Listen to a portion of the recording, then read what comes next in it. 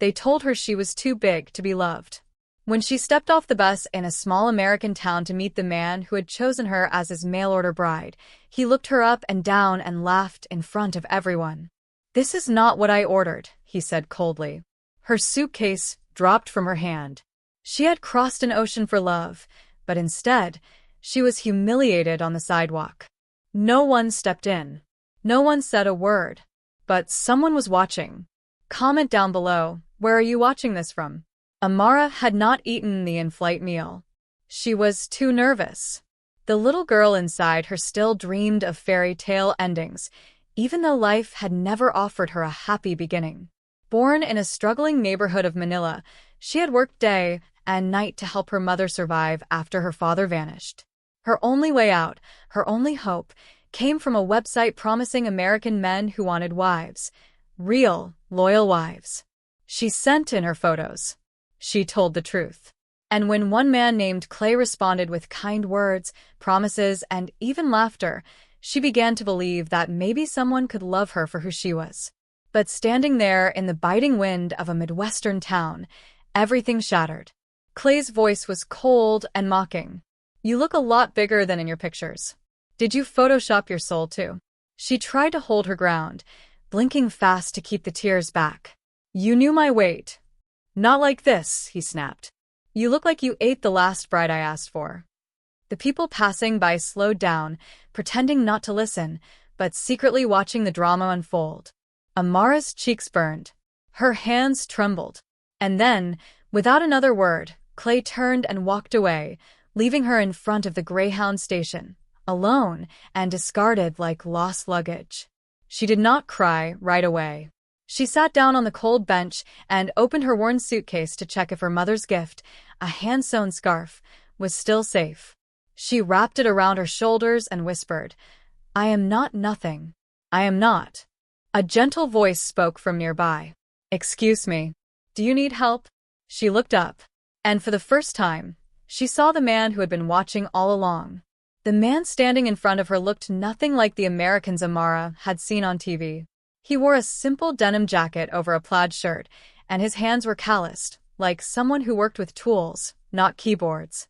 But his eyes, they were the kind of eyes that did not flinch at pain. They held her gaze like they were not afraid of her story. "I did not mean to intrude," he said gently, "but I saw what happened. That man was cruel." Amara hesitated. She had grown up learning not to trust strangers. But her heart had just been stomped on in public, and this man's voice did not carry pity, it carried kindness. "I am fine," she whispered, though her throat burned. "You are not," he replied, sitting down a respectful distance away. "And you do not have to pretend with me." She blinked back more tears, swallowing them like stones. "Do you always talk to crying women at bus stops?" He gave a soft chuckle. "Only the ones who look like they have been through war and still stand proud." That made her look at him again. A little longer this time. "I am Jesse," he said. "I run the auto shop 2 blocks down. I was here to pick up a shipment." "I saw the whole thing." She dropped her eyes. "Then you saw me get rejected. Like trash." "I saw a man make a fool of himself by rejecting gold he did not recognize." Her breath caught. She had heard kind words before, but never words that held weight like that. Words that did not feel like they were spoken to get something back. "I do not know where to go," she admitted. "I left everything behind." Jesse looked thoughtful. "My sister runs a diner nearby. She keeps a spare room upstairs. You can rest there at least until you figure things out. You should not be out here alone." Amara hesitated. "Why would you help me?"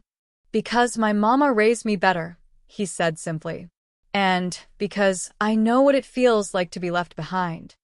Something in her chest cracked open just a little, and before she could stop herself, she whispered, "Okay." He stood and offered his hand. She took it. And just like that, the next chapter of her life, the one she never expected, quietly began. Jesse's sister, Lila, opened the diner door with a curious tilt of her head. The scent of fresh coffee and cinnamon hit Amara like a hug. It felt like a place where people belonged. She stepped inside hesitantly, her fingers still wrapped tightly around the handle of her suitcase, as if it were her only anchor in this foreign world. "She is staying with us for a bit," Jesse said softly to his sister. "Had a rough landing." Lila took one look at Amara's red eyes and nodded, without a single question. "Room upstairs is clean. Come on, sugar. Let's get you warm."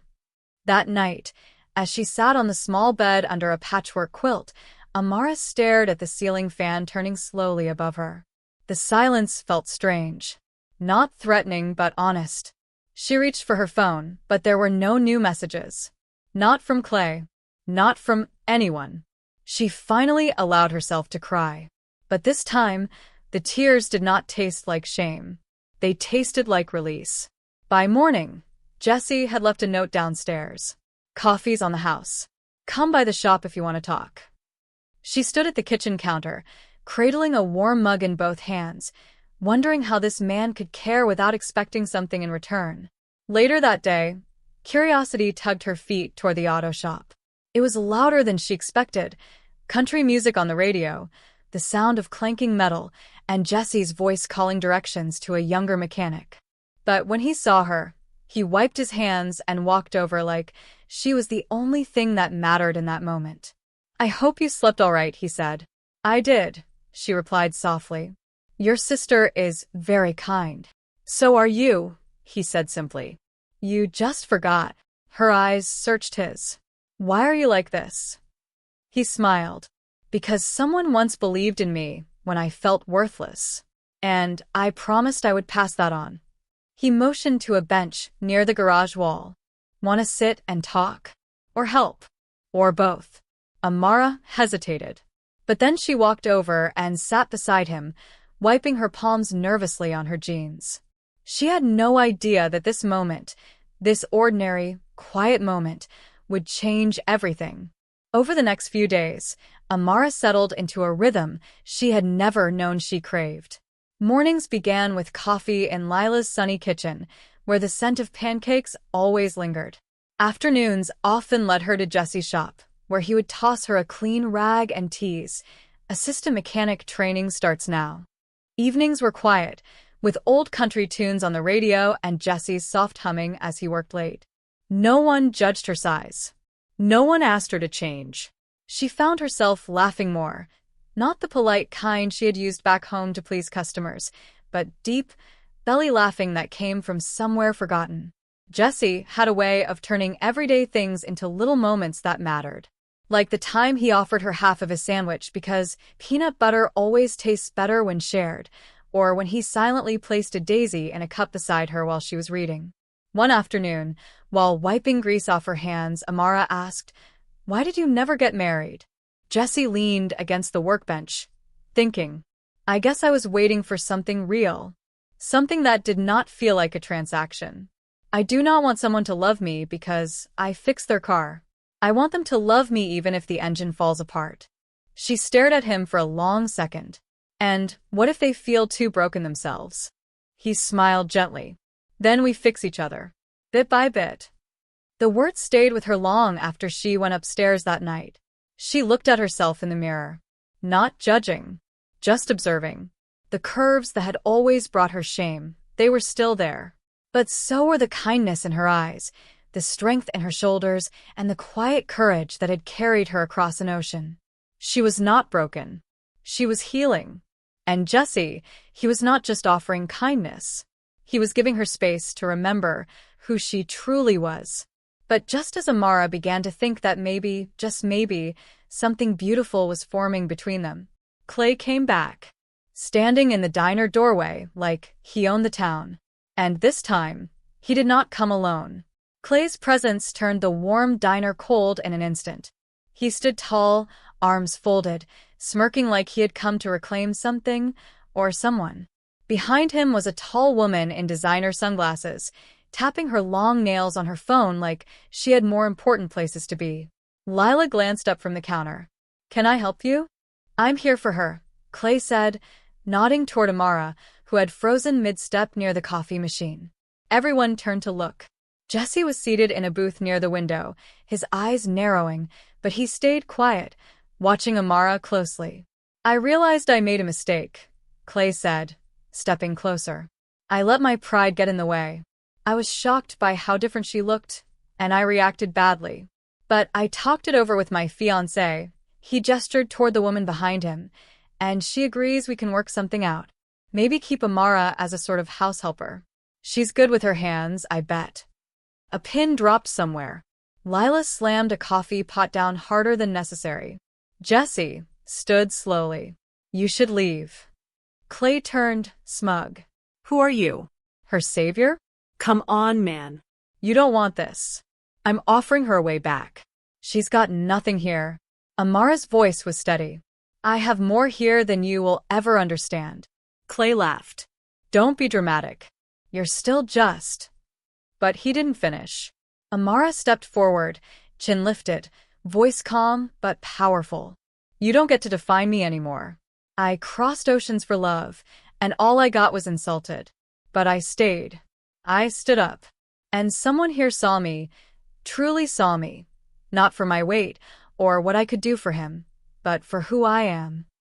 Jessie walked toward her, slowly, his gaze never leaving hers. He stood beside her without saying a word, just offering quiet, solid support. Clay scoffed. This place is a dump. You're throwing away a good life. Amara smiled. No, Clay. I'm finally choosing a good life. The woman with him sighed. This is pathetic. Let's go. As they left, the diner returned to life. Slowly, softly. Jessie touched Amara's hand. You all right? She nodded. For the first time, yes. Weeks passed, but the moment Clay walked out of that diner felt like a new beginning, not just for Amara, but for Jessie too. Together, they began carving out a quiet life that felt anything but small. Each day brought something simple yet powerful, a shared chore, a warm meal, a walk under the evening sky. She learned to laugh again. He learned to open his heart again. One night, as they closed the auto shop, Jessie walked her home. The moonlight brushed the sidewalk, and a soft breeze carried the smell of spring. I want to show you something, Jessie said. They stopped in front of a small, neglected plot of land beside the diner. Overgrown weeds and broken fencing gave it the look of a forgotten dream. I bought this place 2 years ago, he said. Wanted to build something. A little house. Nothing fancy. But I got busy, and it just sat there. Amara looked at him, curious. Why are you showing me this? Because now I want to build it. With you. Her breath caught. Jessie took her hand, his voice steady but full of emotion. I do not care what the world says. You are not too much. You are not too big. You are just enough. More than enough. And I do not want to spend another year, or another day, wondering what could have been. She stared at him, her heart thundering. You mean that? I have never meant anything more. Tears filled her eyes, but they did not fall. She smiled. Then let's build something that no one else ever could. The months that followed were filled with dirt under their nails, paint on their shirts, and joy in their bones. People in town began to talk, not with pity, but admiration. They saw how Jessie looked at Amara like she was a miracle. They saw how she carried herself now, like a woman who had finally remembered her worth. And one morning, under the same tree where Jessie had first offered her a daisy, he knelt with a simple ring in his hand. Amara, will you marry me? Not because I saved you, but because you saved me. She whispered yes, not because she had to, but because she had finally found the kind of love that saw her fully, and chose her anyway.